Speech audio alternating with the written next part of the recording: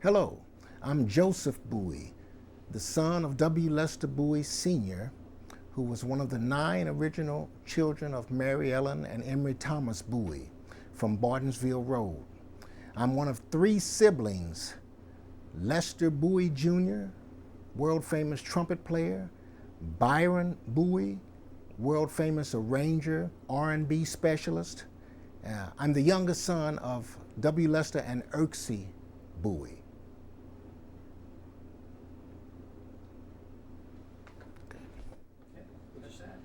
May I ask you about your relationship? Well, she's just prepping them, so. Oh, yes. You know, I was born in St. Louis, Missouri because W. Lester Bowie Sr., my father, from Bartonsville, as you know, got his first teaching job in Little Rock, Arkansas, where he met my mother, Earxie Willingham, soon to become Earxie Bowie, and they moved to St. Louis. And that is where Byron and myself were born, my brother Byron. My oldest brother, Lester, was born in Frederick.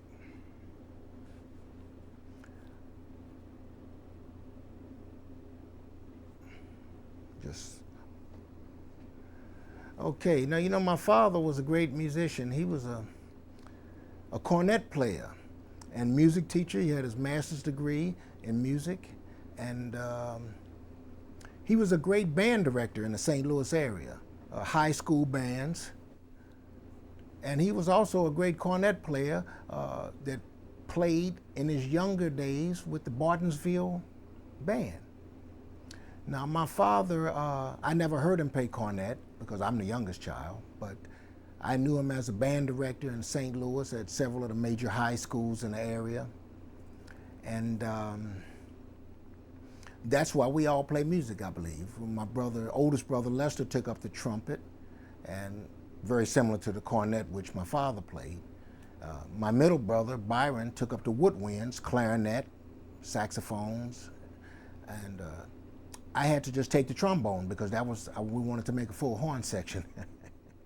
That was the other, I didn't want to play the same instrument as big brothers. So, but the connection was, like I say, my father came from a music tradition right here in Bartonsville with the Bartonsville Band. His brother, Uncle Walter, his older brother, Uncle Roy, were all played in the band. And my father, as a kid, picked up and used to play with the band toward the end of the band, the end of the years of the band. And he was a youngster. And it was a great musical tradition. I mean, I used to see Uncle Walter playing as baritone. Even when I was a kid, I would come to Maryland every summer, and Uncle Walter would be playing the baritone horn. I even heard him play it a few times. Okay. Well, personally, I started playing, I started on piano because my father, being a very wise musician, started us all on piano. I must have been 7 years old, and I took piano lessons, and I hated it. And they watched me practice. We had to practice every day. My mother and father would make sure to watch us practice. And it was the same for Byron and Lester. At 11, when I was in the public school in St. Louis, I joined the orchestra and I started playing trombone because my oldest brother played trumpet, Byron played saxophone, so I took the trombone, which later would come up handy because we did some horn sections together in some of my music later. But, so I was 11 when I started trombone, and I started playing percussion. I play hand percussion maybe at 15. And that's about how it all began. Yes, I was in a marching band also. I mean, when I grew up in St. Louis, everybody was, if you were a musician, you were in a marching band because in high school, every high school had a marching band. So we played for the football games, we played for the sports events, we traveled with the football team. So that was a common thing. I guess it's disappeared now, but every high school had a marching band.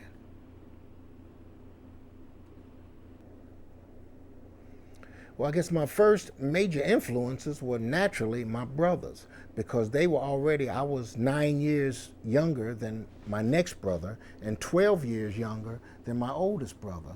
And they were already professional musicians as I grew up. I mean, the great influences of Lester with the art ensemble exposed me to expressive, creative jazz. And on the other hand, my other brother was sort of a rhythm and blues specialist and a great arranger, which tied me in with the blues artists, with the R&B acts, the rhythm and blues acts in Chicago, and so forth. So I had a great balance of both schools of influence right in the family.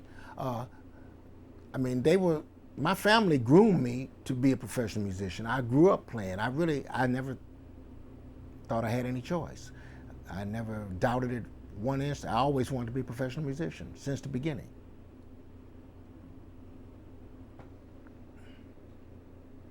Well, I guess my first experience as a professional I guess to be professional, that means I made a living from it. So that would have to be after school when I left and moved to Paris with a band. I left college and went with a great saxophonist, Oliver Lake, and the Black Artist Group from St. Louis. We got a Missouri Arts Council grant and a couple of vans, and we moved to Paris, France. And that was my first real, when I started making a living playing music and started touring with Oliver Lake, Bakita Carroll, Floyd LaFleur, Charles Bobo Shaw. And these were musicians in St. Louis. And that was my first big tour.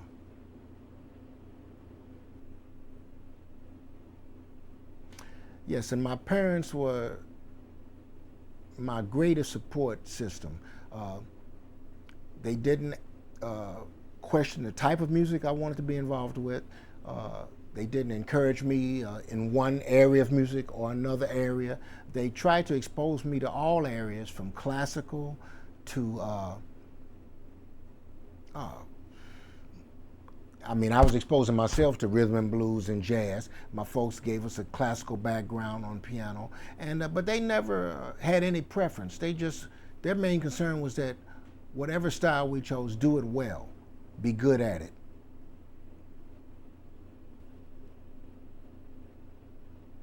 Okay, now it was very interesting. When I was in high school, this was in the 60s, I was greatly influenced by Jimi Hendrix, James Brown, Motown, as well as Miles Davis, John Coltrane. So this was a great musical period because there was so many powerful influence in music. I love music so much. When I was in high school, actually, I used to cut class and go to the band room. That was, and because the band director would let us come in there and practice.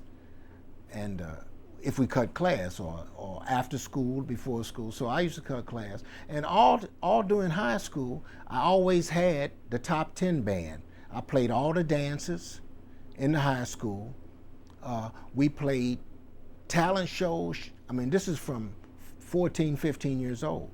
We played all the proms, the high school proms, all the dances. My mother, my dear mother, we rehearsed almost every day in the basement of our house on Dryden in St. Louis. And my mother, they were very supportive. They let the whole band rehearse there. And that's where really the career got started. We started playing pop music. My brothers were a great influence. They were working with R&B stars at that time in Chicago. Byron was playing with the Dales and producing for Chess. And he was doing Fontella Bass was my first sister-in-law. Lester married Fontella. So I had this scene was buzzing around me. No way in the world I was going to do anything else but play music. I should have listened to my mother though, because she said go into computers in the 60s.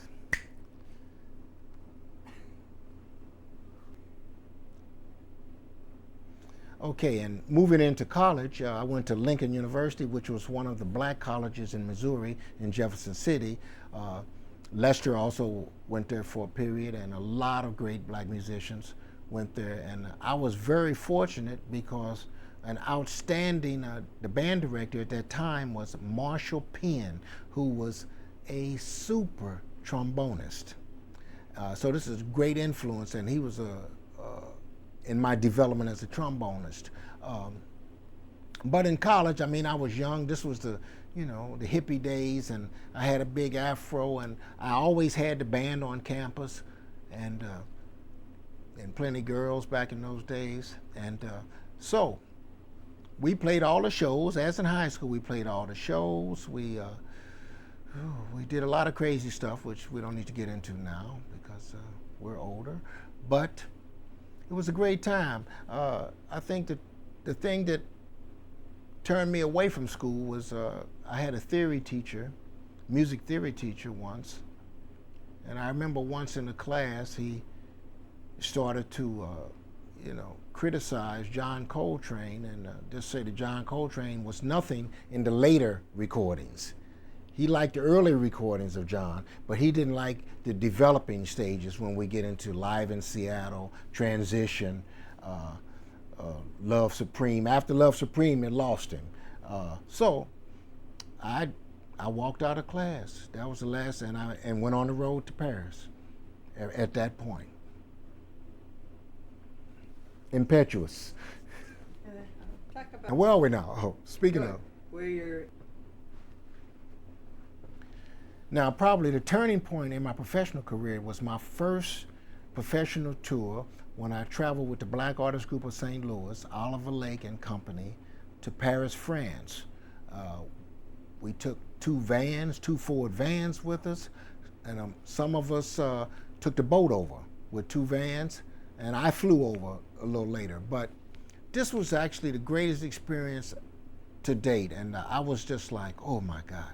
I mean, I was like 20 years old, if you can imagine, 20-year-old young man in Paris. Oh, the women. It was unbelievable. And the freedom, of course I had the freedom. And there was a place in Paris called the American Center, the Centre Américain on Boulevard Raspail. And I'll never forget that because all of the great musicians used to migrate there. I mean, I'm talking about Benny Bailey, Dexter Gordon. Everybody was in Paris. They had a big band. Let me think of some of the guys. Slide Hampton. Everybody would be there. Johnny Griffin. As well as world musicians. I remember Gim Gim, percussionist, dance class. This is a great center. They long destroyed it. It no longer exists in Paris anymore. But this was a great experience for a young man. I'll never forget the girl on the desk at the American Center. I wanted her so bad. But she was older than me. I'm just 20, St. Louis. And, I begged. Every day I begged. And she just brushed me off, And one day she said, come on. And took me home. And blew my mind. So let's stop that. But that was a great experience. Paris was I grew up in Paris. That's when I really, sort of started becoming a man. And I wasn't too smart yet, but still I had a great time and a lot of experiences with people from all over the world. It was my first experience in a foreign country, learning how to survive, how to exist in other culture, in a new culture, learning a bit of the language. So it opened up my senses to international life. And though it was not my first trip to Paris, I need to go back. In 1969, Aunt Edna, Aunt B, went on a church trip to Europe, 5 countries in 2 weeks. And my parents put me on a tour with Aunt B and Evelyn. Evelyn, Aunt B, and Aunt Edna were there. And so we were traveling. I was about 15. This was actually my eye-opening experience of Europe, the first time I went to Europe. But I was alone, and they gave me my freedom. I had my hotel room, and of course I had to report to my aunts, but they basically were, And so I got into a lot of stuff on that trip. And I remember when we got to Paris, I knew Lester and the art ensemble were living in Paris at that time. This was during the time the BYG recordings, the Actuel recordings, they were living there and they had a house outside of Paris. Soon as we got to Paris and checked in the hotel, I went out, found the train, and figured out how to catch a train out to Lester's house. And when I got there, they weren't there. I climbed over the fence. They had a dog. I knew the dog. I think it was Kumi. I forget his name, but and I found a bottle of wine. And when they came home, I was asleep on the floor when Lester and them got back from recording session. But that was my first really experience. And then a few years later, I came back with the Black Artist Group. Because Paris was a haven of jazz at that time. I mean, well, it still is. Europe still is. But then everybody was in Paris. All of the, like I said, Dexter Gordon, everybody was there. And the French radio and television was recording everything. They had plenty of gigs for everybody.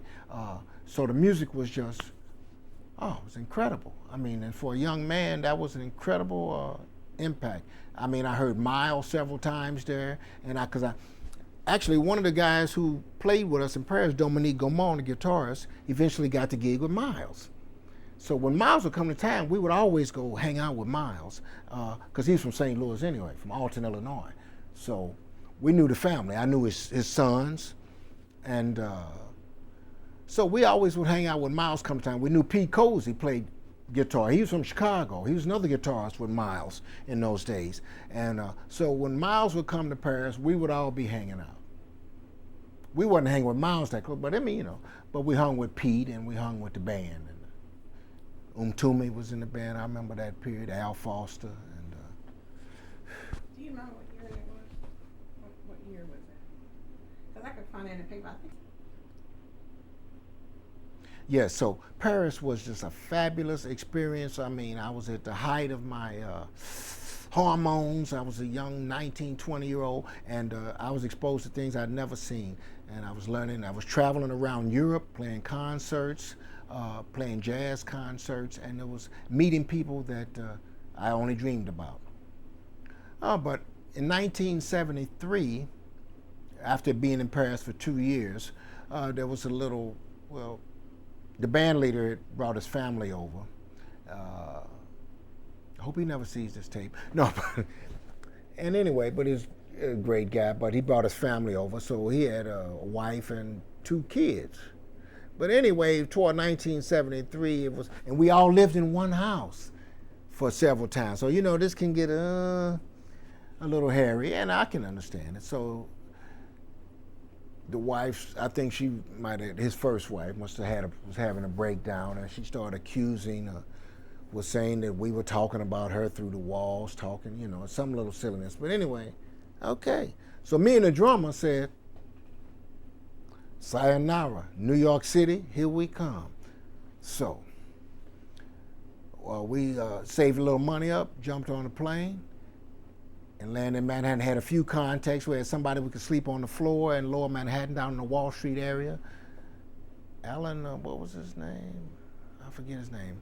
Alan Bernstein or something, a nice guy, and we could sleep there, and then we figured it out. We had about 500 albums bagged in Paris that we brought with us. And we didn't have any money really, but we walked all over New York. We hung out at the Village Vanguard. This was back when Max used to run the Village Vanguard. He would let us come in free and stand back by the bathroom and sell albums because, New York supports jazz musicians.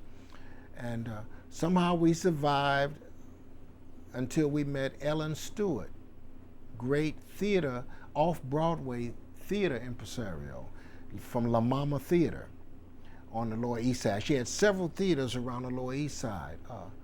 We talked to her because we had a connection through another friend who was a great friend of hers from St. Louis. We talked to her and she gave us a building called the La Mama Lower East Side Children's Workshop Theater. And this was in a war zone in Alphabet City, what is now a very high rent district, on Avenue B between It was on 3rd Street between Avenue B, between B and C. And this was also a great experience, but New York was, it was fast and great music scene going on. This was one of the last affordable periods in New York, the late 70s. I mean, I had an apartment for $225 a month in New York City. But that is, I mean, it's outrageous now. The same apartment is $3,000 a month now. But so we got to New York and we just stuck it out. We made it work. We did everything. I cooked for people. I cleaned. I did temp jobs. We survived. We played the gigs. Everything. I remember some airline students, we used to go cook turkeys and cook turkey dinner just so, so we could eat. We were doing everything and to survive. So that's when my music career reached a new level. We were part of a new jazz scene. I didn't go as a funk artist, but I went as an avant-garde jazz artist when I arrived, more of a creative jazz artist. But that soon evolved, and I got involved later, late 70s, with punk rock. The new wave scene started, and I was involved with James Siegfried, who is James Chance, or James White and the Blacks. And he was a figure, and this is around the time of Blondie, clubs like Max's Kansas City, CBGB's, and it was a big scene in New York. And I worked with James and Byron also. My brother Byron came and we played the horn section with James. And it was just, and this woke me up. This brought some bells started ringing. I'm saying now, because he played real crazy saxophone, but this real kind of funky, wacky, funky music. And I started bringing James musicians and started helping him keep his band together. So then I said, wait a minute, I can create my own band, which I did, and we'll open up for James. So we started opening the shows for James White and the Blacks, and or the Contortions. That was another name for the band. You have to look all this stuff up on the internet, and you see it's a great history. It's a film, Downtown '81 Basquiat video, which really documents the period very well, including our band. There's a shot of me and Byron playing at the Peppermint Lounge on that. But so anyway, Defunct was formed, sort of opening for James, and then we really had great luck. We became, it was a combination of funk, rhythm and blues, and jazz, jazzy horns. And this was we really had a popular swing there in early 80s for about 10 years, from the late 70s, beginning in 79. We must have did 10 or 12 albums. Byron produced, my brother Byron produced and did arrangements and studio production also. And I was involved with a Hungarian poet as a lyricist named János Gott from the Squat Theater. So this combination of these St. Louis, these kind of country boys playing this funky, bluesy sounded with free jazz, all combined into one was the Defunct sound. And so we had a big swing, and as a result, began world travels, traveling all over the world. We used to do two, 3 world tours, 2 or 3 European tours every year. And it still continue. I still continue these exploits now with different versions of the band.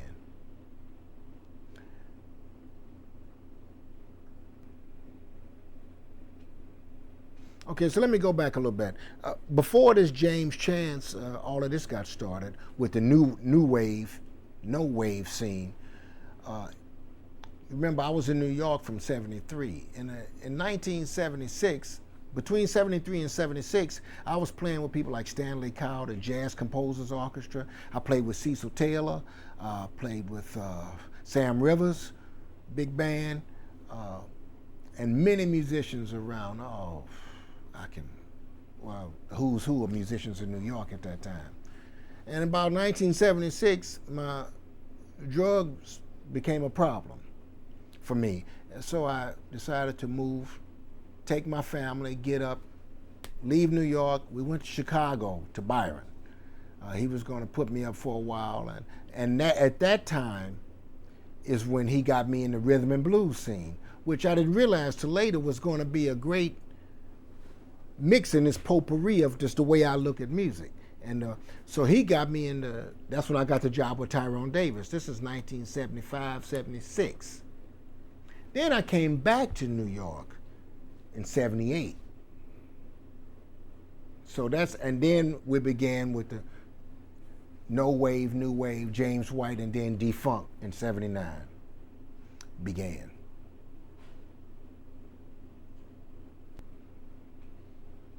Okay, yeah, let's talk about Chicago. Got Chicago, and I was trying to dry out and get my feet wet. My brothers, as usual, were there to help. Byron was there. Let me stay in his apartment. My family could stay there, and he helped me get a job with Tyrone Davis, who was a R&B singer from Mississippi, one of Chicago's R&B singers, along with Little Milton, Tyrone, Johnny Taylor was in that whole, Eddie Floyd is that whole scene. So, and with Tyrone, we played the children's circuit. We played all over the U.S. We traveled around in a 1960 old Greyhound bus with no air conditioner. And it was brutal. But we were young, and but we drove cross country. We might play one night in Chicago, the next night in LaGrange, Georgia, on a bus. So we would step off the stage onto the bus. And sometimes we would arrive. I remember we pulled up one time in Mississippi. We got dressed before we got there and just stepped off the bus and walked right on the stage. Yeah, it was many times like that. And I think my fondest memory was with Tyrone was we played a gig in Sheridan, Texas. And this is when I really learned how to be a band leader, about being on time. And I had me a little girlfriend I met that night. And I'm up in the hotel with the little girlfriend. And the bus was leaving at 12. And to make a long story short, the bus left me, because the bus leaves. They don't wait. But I had to play the next night in Baton Rouge, Louisiana. So I had to think fast. And we were in Sheridan, Texas. So I hustled, I went to town, I found a bus ticket. I went to a shoe shine parlor, I tried to figure out how the cheapest way to get there. I got a Greyhound ticket that would get me there on time.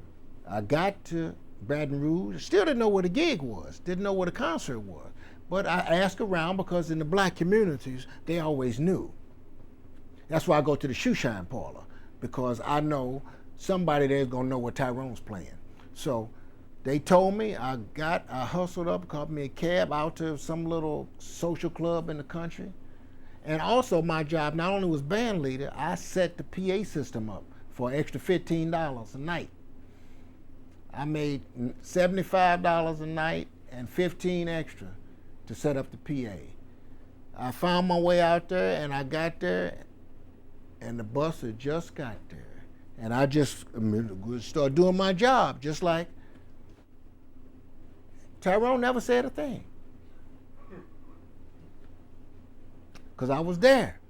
But it taught me one thing: time is. I do not play with time. If you got to be somewhere on time, is early. If you're supposed to be, if somebody says be there at 7, I'm going to be there 6:45. And that was the greatest lesson I ever learned for this business, about being punctual. And I'm tough. I mean, I've left a couple musicians too. I just left their ticket at the hotel desk and say, hey, good luck. But that's the way I learned from Tyrone, from the children's circuit. Don't be late.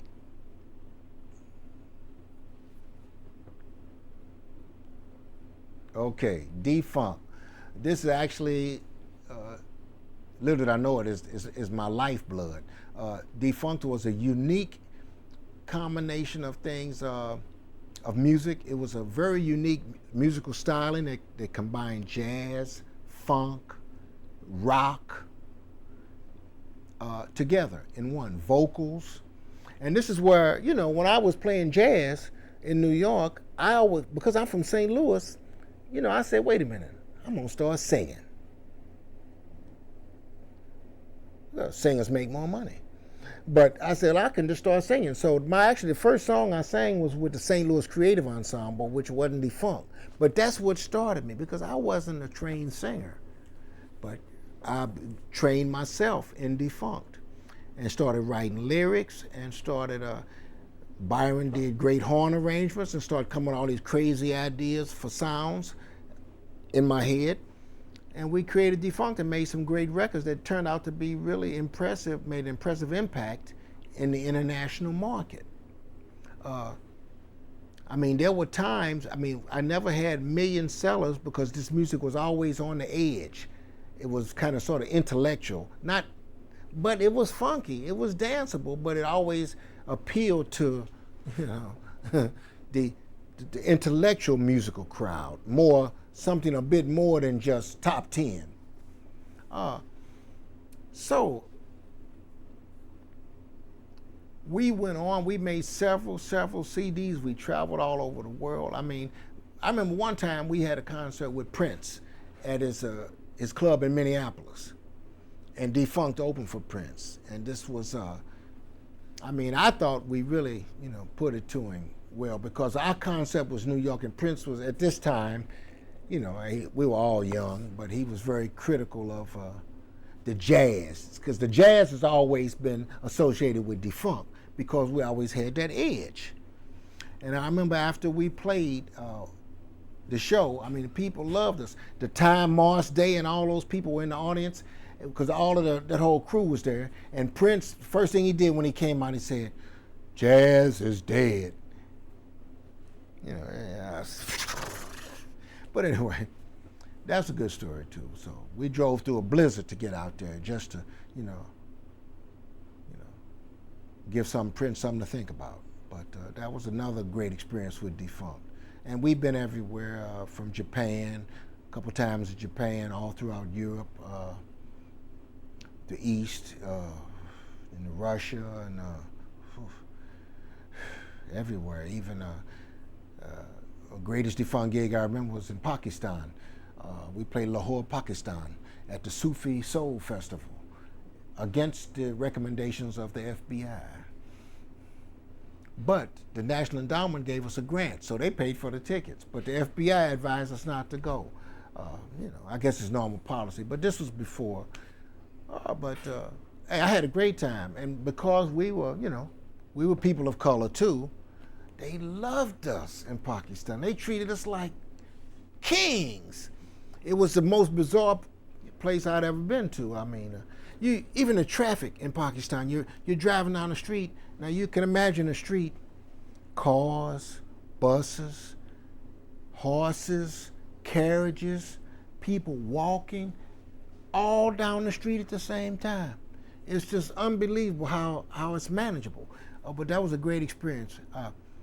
I remember once in Pakistan, some drummers, they knew we were musicians in the car, so they stopped us. These are local drummers, hand drummers. They stopped traffic and they started putting on a show for us with the drumming, they were spinning these drums around their neck. I mean, it's traditional Pakistan. It was incredible. And I see to this day, that's one of the greatest gig experiences I have was in Pakistan. Yeah. Okay, well, let's talk about Defunct as far as the band members. I mean, I was a great fan of Jimi Hendrix, of rock and roll, 10-wheel drive, Sly and the Family Stone, as well as James Brown, Funkadelic, Bill Withers. I loved all music. I love just good music. So my influences are extreme. Now, another great lesson I got, Defunct opened for James Brown once in the Paramount Theater in Staten Island, New York. And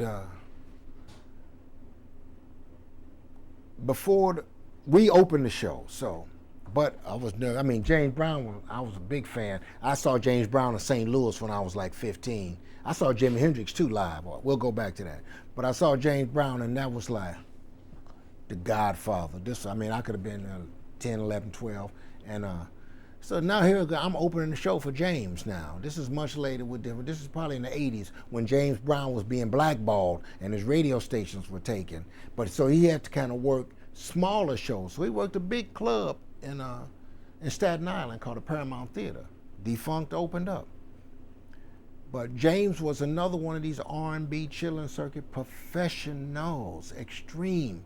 I never forget, backstage it was like a staircase, looked like a fire escape up to the dressing room. James stood out there because he could see the stage, and he watched our entire show. He just absorbed it. And I know we were doing our thing, little young boys, we were kicking it, defunct with the new sound, and felt pretty good. And but James watched the whole show. He didn't say nothing. So it's time for James Brown to play.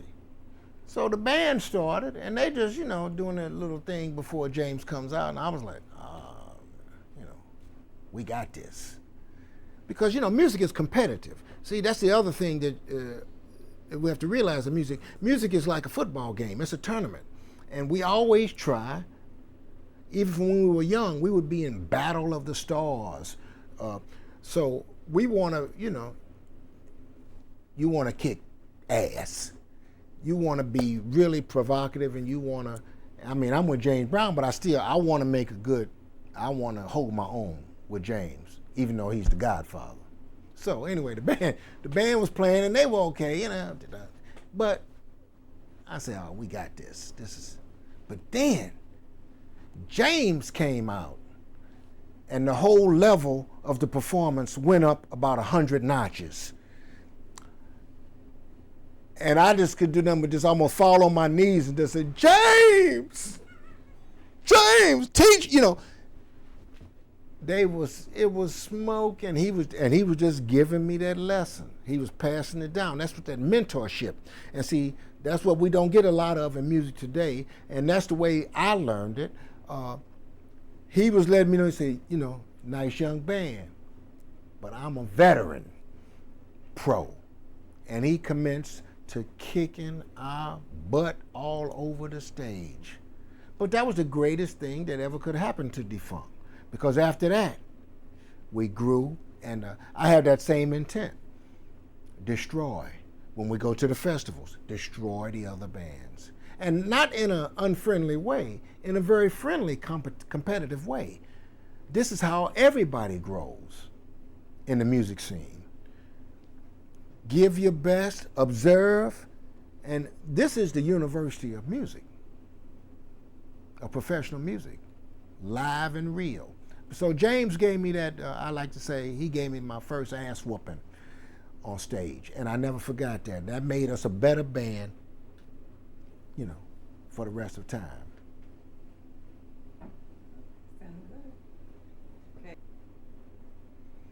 Another great experience I had, one of the greatest formative experiences of my young life. I was 15 years old, and I had a friend of mine named Bob Davis, and he was just one of these fast-talking hustler guys, and he had some press passes to the Jimi Hendrix Experience concert. This is Jimi with Noel Redding, and this was at Kiel Auditorium in St. Louis. So we actually went backstage before the show. And I remember I went and talked to Jimi. I said, Jimi, what's going on? And he just slowly, and then he looked at me and said, I am. And that was it. But that was the greatest. And then he went out there and started burning guitars. But he told me, I said, what's going on? He said, I am. And that he must have been stoned out of his mind, but it was great. I never forgot that. I said, Jimi, I want to be like you. good. Okay, now we're going to talk about the.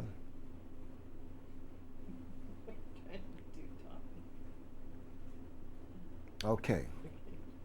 Now where is jazz going? Where's the, well, I like to say there's some things I noticed in the 90s and in the 80s and 90s with jazz, or J-A, as per se, jazz, creative music.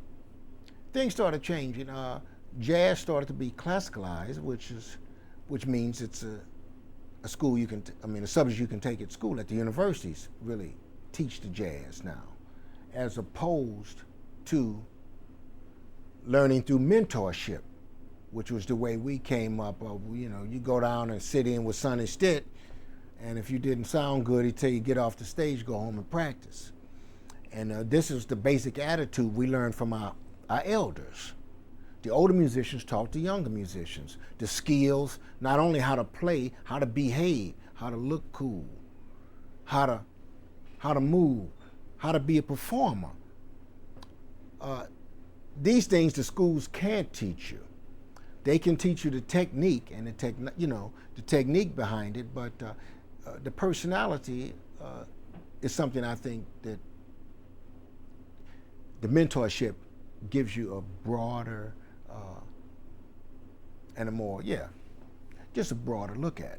It makes you develop more as a performer, and you learn how to interact with people and socially if you live the lifestyle. Man, and that's a very difficult thing to do, to live the lifestyle. It's much easier, go to get a degree, you can teach, then you won't have all those stories I told you. See, that's the trade-off. So, but a lot of my friends are dead, who I came up with. So, not that I wouldn't trade my life for anything, because I've seen so much and it's been just so fantastic. Where's the music going now? I think it's going, with technology and control. First of all, I think Big Brother is running it all now. And so we're becoming more, we're addicted, we're connected to our telephones, our computers, we're being told what to wear, what to eat, what medicine to take. The individual thought, this is almost like the book in the 60s. This is Big Brother. Big Brother's here. And you have to realize that when do you want to separate yourself to have some creativity? The thing what enamored me with the period when I grew up, I think I was one of the last generations who grew up with the creative impetus to do whatever you want, to try to do something different, to try to be something special, to try to do something nobody else has done. This is what we're losing with the factorization, or what we say, processing, with the teaching concept. Of giving all this information, teaching it to students in schools and so forth. We lose a little creativity. It's like a factory, it's like an assembly line now. And everybody can play. Everybody sounds, but who do they sound like? One or another.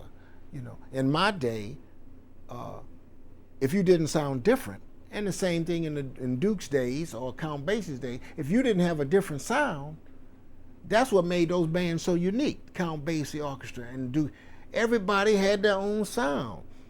But now everybody sounds the same because they sound perfect, but you don't have the voice, the inner voice of the individual.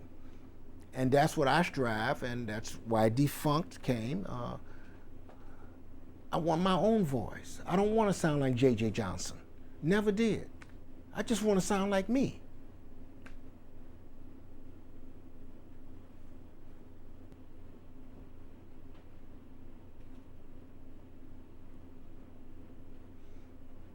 Okay. Now let's talk about the drugs a little bit. I was lucky. I got really involved with drugs at an early age because I grew up in the 60s, the day of the drug. Drugs were fashionable. Free love, drugs, no bras, This was that period. That was the 60s. So it was a wonderful period, but it was also a very dangerous period, and I lost a lot of friends. Now, You know, I survived drugs. It was not easy. I mean, I became addicted to drugs in New York City. That's when it really hit me that I really had a problem.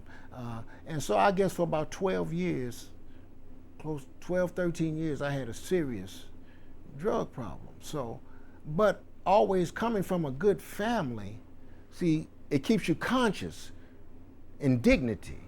And it's only so low I was gonna let myself go.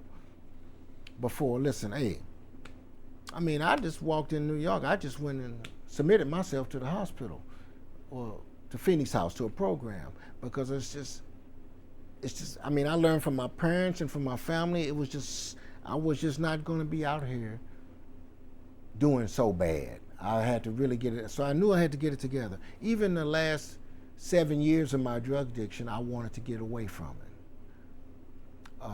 So it's a hard battle. You have successes, and it took me a while. It took me about 7 years to really completely turn it off. And that was a lot of things that went down there. I remember once in New York, Lester, my brother Lester, I was suffering, so he sent me to St. Croix, bought me a ticket, and gave me a trombone out the pawn shop, because mine was in the pawn shop, and I went to St. Croix. Stayed there 2 years. To get out of my addiction. That didn't, you know, eventually I found drugs there, but so that wasn't the end of the story. Finally, my end was in 1987, after, you know, they started with this free-base cocaine stuff.